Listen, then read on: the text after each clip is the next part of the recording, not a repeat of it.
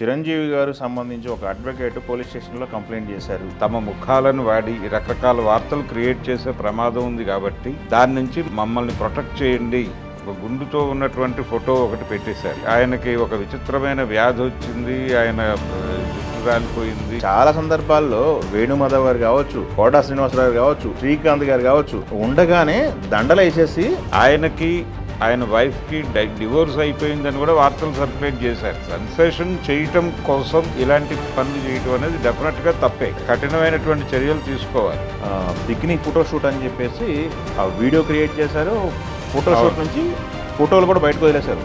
ఇంత దిగజారి చేయాల్సినటువంటి సందర్భం ఏముంది? ఇది ఏఐ జనరేటెడ్ అనేది ఇంకా కింది స్థాయిలో, గ్రామీణ స్థాయిలో చాలామందికి ఇంకా లేదు.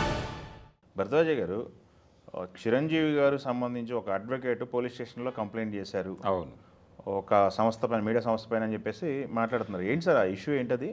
రామకృష్ణ అనేటువంటి ఒక అడ్వకేట్ గారు వెళ్ళి కొన్ని ఫొటోస్ అవి పట్టుకుని వెళ్ళి పోలీస్ స్టేషన్లో ఇచ్చాడు. ఇచ్చిన తర్వాత వాళ్ళు ఒకసారి అంటే ఆల్రెడీ ఇంతకుముందు కోర్టుని అప్రోచ్ అయి ఉన్నాడు. దాని మీద ఇలాంటి ప్రమాదం అంటే ఏఐ వచ్చిన తర్వాత ప్రతి హీరో పర్సనల్ ప్రైవసీకి సంబంధించి సమస్యలు ఉత్పన్నమయ్యాయంటే ప్రజల్ని మిస్గైడ్ చేసేటువంటి వార్తలు సర్క్యులేట్ చేయడానికి ఈ టెక్నాలజీని వాడి తమ ముఖాలను వాడి రకరకాల వార్తలు క్రియేట్ చేసే ప్రమాదం ఉంది కాబట్టి దాని నుంచి మమ్మల్ని ప్రొటెక్ట్ చేయండి, మా ముఖాలని ప్రొటెక్ట్ చేయండి అని చెప్తూ కోర్టులను ఆశ్రయించారు అందరూ. కాబట్టి ఈ ఫొటోస్ అవన్నీ ఒకసారి కోర్టుకు చూపించిన తర్వాత మేము లీగల్గా ప్రొసీడ్ అవుతాం అని చెప్పారు వాళ్ళు.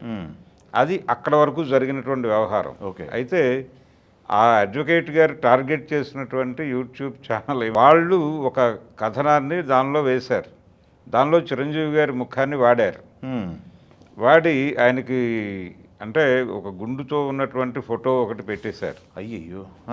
పెట్టేసి ఆయనకి ఒక విచిత్రమైన వ్యాధి వచ్చింది, ఆయన జుట్టు రాలిపోయింది, ఇలా రకరకాలుగా మాట్లాడేసి వాయిస్ ఓవర్ చెప్పేసి అలా ఒక వీడియో కంటెంట్ తయారు చేసి ఆయన తీవ్రంగా సఫర్ అవుతున్నారు అన్న పద్ధతిలో అనారోగ్యం ఇది మార్కెట్లోకి వదిలేశారు. ఓహో.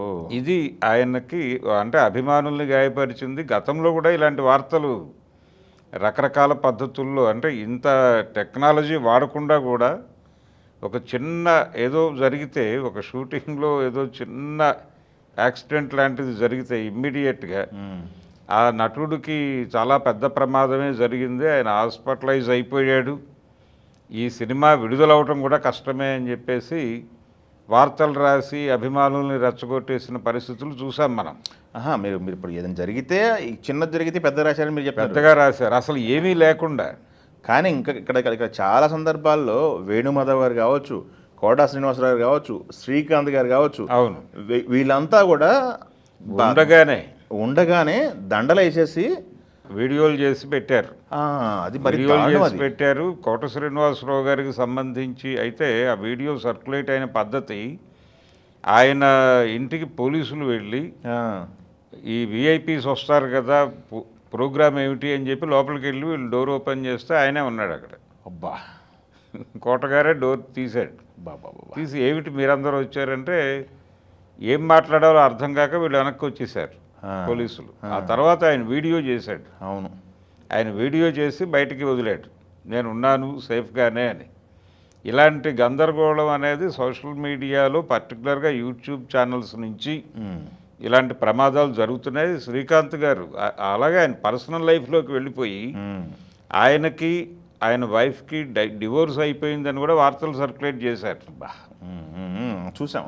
ఇలాంటి దారుణాలు చాలా జరుగుతున్నాయి సోషల్ మీడియాలో. అది బహుశా నేను అనుకోవటం ఈ రామకృష్ణ ఆయన అభిమాని అయి ఉండొచ్చు. అదే ఈ న్యాయవాది ఆయన గాయపడ్డాడు. ఆయన గాయపడి ఇమ్మీడియట్గా వెళ్ళి అప్రోచ్ అయ్యాడు. అప్రోచ్ అయిన తర్వాత ఆల్రెడీ కోర్టులో దీనికి సంబంధించి ఒక ఇది ఉంది, ఆర్డర్ ఉంది, ఒక డైరెక్షన్ ఉంది కాబట్టి మేము ఒక్కసారి అక్కడికి వెళ్ళి చూపించి దాన్ని బట్టి చర్యలు తీసుకుంటామని చెప్పారు. అసలు సెన్సేషన్ చేయటం కోసం ఇలాంటి పనులు చేయటం అనేది డెఫినెట్గా తప్పే మోరల్గా. ఒక నటుడు, పైగా ఆయనకి భారతదేశ వ్యాప్తంగా ఒక ఇమేజ్ ఉంది, అంతర్జాతీయ సమాజంలో ఒక గుర్తింపు ఉంది ఆయనకి. గిన్నీస్ బుక్ రికార్డులు కొట్టినటువంటి చరిత్ర ఉంది. అవును. ఇటువంటి నటుడిని పట్టుకొని ఆయన పర్సనల్ స్పేస్లోకి వెళ్ళి, అంటే మీకు ఆయన సినిమాల మీద విమర్శ ఉండొచ్చు, ఆయన నటన మీద విమర్శ ఉండొచ్చు, అది వేరు. అసలు ఇలా వ్యక్తిగత దాడికి దిగటం అనేది ఖచ్చితంగా దుర్మార్గం. అది అంటే జనాల్ని మిస్కమ్యూనికేట్ చేయటం, జనాలకి ఒక గందరగోళం పరిచి, జనాల్ని గందరగోళపరిచి ఏదో జరిగిపోతుంది అని ఒక వార్త స్ప్రెడ్ అయిపోతుంది. వాళ్ళు అరుగుల మీద కూర్చొని మాట్లాడుకుంటూ ఉంటారు ఊళ్ళల్లో. ఈ మాట్లాడుకునే మాటలు అక్కడ ఉన్నటువంటి అభిమానుల్ని గాయపరుస్తాయి. ఇది వీళ్ళు వేసేటువంటి ఇంపాక్ట్ జనం బుర్రల మీద, ఇది ప్రమాదం. ఓకే. అందుకని ఇలాంటి వాటి మీద ఖచ్చితంగా కఠినమైనటువంటి చర్యలు తీసుకోవాలి. తీసుకోకపోతే ఈ ఫేక్ న్యూస్ కంట్రోల్ చేయడం కష్టం. ప్రతి అంశంలోనూ ఒక ఫేక్ న్యూస్ క్రియేట్ చేసి మార్కెట్లోకి వదిలేసి మన చేతులు దులిపేసుకునే పద్ధతిలో ఉన్నారు. వీళ్ళు బాగాలేదు, వాళ్ళు బాగాలేదు, వీళ్ళు వాళ్ళతో కలిసిపోతున్నారు, వాళ్ళు వీళ్ళతో కలిసిపోతున్నారు, వీళ్ళ రిలేషన్స్ ఇలా ఉన్నాయి, అక్కడ దాకా వెళ్ళిపోతున్నారు. వెళ్ళిపోయి ఈ టెక్నాలజీని వాడేసి వీడియోలు క్రియేట్ చేసేస్తున్నారు. అదొకటి ఇబ్బందికరమైన అదే ప్రధానం. ఇప్పుడు ఎవరో ఒక హీరోని మిక్స్ చేసేసి వీళ్ళు ఒక వీడియో కంటెంట్ తయారు చేసేసి వీళ్ళిద్దరూ ఫలానా దేశంలో కలిసి సంచరిస్తున్నారు అని ఒక వీడియో పోస్ట్ చేసేస్తారు. అవును. అది నమ్మేవాళ్ళు నమ్మేస్తున్నారు. మొన్న ఒక హీరోయిన్, టాప్ హీరోయిన్, ఆమె పేరు ఎందుకులే కానీ, బికినీ ఫోటోషూట్ అని చెప్పేసి ఆ వీడియో క్రియేట్ చేశారు. ఫోటోషూట్ నుంచి ఫోటోలు కూడా బయటకు వదిలేశారు. అందరు నిజం అనుకుని వార్తలు రాసేశారు. అవును. తర్వాత తను మళ్ళీ ఇన్స్టాగ్రామ్లో ఎక్స్ప్లెయిన్ చేయాల్సి వచ్చింది, అది ఫేక్, జనరేటెడ్.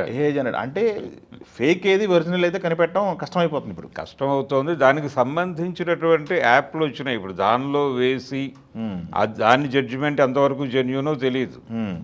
అసలు ఇంత గందరగోళపరచాల్సిన అవసరం ఏంటి? సెన్సేషన్ కోసం, వ్యూస్ కోసం ఇంత దిగజారి చేయాల్సినటువంటి సందర్భం ఏముంది? మీరు దాన్ని ఎందుకు వాడాలో అందుకు వాడుకోండి. ఏఐ అనేది డెఫినెట్గా ఉపయోగపడే టూలే. ఆ టూల్ని ఎక్కడ వాడాలి, దేనికి వాడాలి అనేది తెలుసుకుని వాడాలి కదా. మీలో పుట్టినటువంటి దుర్మార్గపు ఆలోచనలకి దాన్ని వాడుకుని, గతంలో కూడా ఇలాంటి పనులు చేసేవాళ్ళు. అది కేవలం ప్రింట్ మీడియా ఉన్న రోజుల్లో కూడా ఇలాంటి వార్తలు రాసే పత్రికలు కొన్ని ఉండేవి. అవును. వాటికి సంబంధించి ఒక జ్ఞానం ఉండేది కాబట్టి దాన్ని అక్కడ వరకే చూసేవాళ్ళు, చూసి అక్కడ పడేసేవాళ్ళు. దాన్ని ఎవడు నమ్మేవాడు కాదు. అదే వీడేదో కల్పించాడు, కొంచెం జాగ్రత్తగా ఉండాలి అనుకునేవాళ్ళు జనాలు. కానీ ఇప్పుడు ఆ పరిస్థితి కాదు.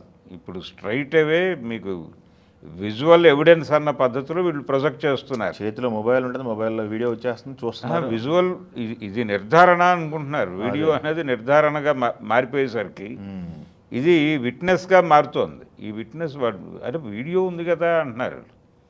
క్లియర్గా వాళ్ళిద్దరూ కలిసి తిరుగుతున్నారు కదా అనేసుకుంటాడు చూసేవాడు. ఇది ఏఐ జనరేటెడ్ అనేది ఇంకా కింది స్థాయిలో, గ్రామీణ స్థాయిలో చాలామందికి ఇంకా లేదు. ఆ ఎంకని వాళ్ళు ఈ ఫోటోలు, ఈ వీడియోస్ చూసి వాస్తవం అనుకుంటారు. వాస్తవం అనుకుని అవతల వాళ్ళ క్యారెక్టర్ గురించి వాళ్ళ ధోరణిలో వాళ్ళు జడ్జిమెంట్లకు వెళ్ళిపోతే ప్రమాదం కదా. అవును. పైగా సరే అదొక గొడవ అయితే, వీళ్ళు అనారోగ్యం పాలైపోయారు, వీళ్ళు బెడ్ మీద ఉన్నారు, వీళ్ళ పరిస్థితి బాగాలేదు అనేది చాలా సెన్సిటివ్ అంశం. ఇది ఆ సెన్సిటివ్ అంశం చాలామందిని ఇబ్బంది పెడుతుంది. చాలామంది అంటే ఒక్కొక్కసారి విపరీతమైన అభిమానులు ఉంటారు వీళ్ళకి. ఆ అభిమానులు గాయపడి వాళ్ళు అనారోగ్యం పాలయ్యే ప్రమాదం ఉంది దీనివలన. అందుకని ఇలాంటి వాటిని నివారించాల్సిన అవసరం అయితే సీరియస్గా ఉంది. ఓకే, చూద్దాం ఏం చర్యలు తీసుకుంటారనేది చూడాలి. అవును.